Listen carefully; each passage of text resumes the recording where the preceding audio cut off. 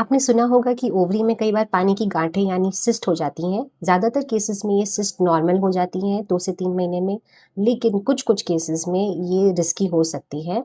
अभी 2 दिन पहले ही एक पेशेंट आई जिसको 3 महीने की प्रेगनेंसी थी। बहुत ज़्यादा दर्द हो रहा था उसको राइट हैंड साइड में, और जब सोनोग्राफी करी तब पता चला कि राइट ओवरी में एक 6 सेंटीमीटर की सिस्ट हो गई थी, जो आपस में ही मुड़ गई थी, टॉर्जन हो गया था उसका। तो सिस्ट होती क्या है, जैसे बच्चेदानी होती है तो बच्चेदानी के साइड में अंडेदानी होती है, और उस अंडेदानी के अंदर पानी की गांठ थी, और वो गांठ आपस में ही 3 से 4 बार मुड़ गई।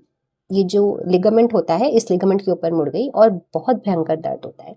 इस केस में इमरजेंसी सर्जरी कराना बहुत ज़रूरी होता है।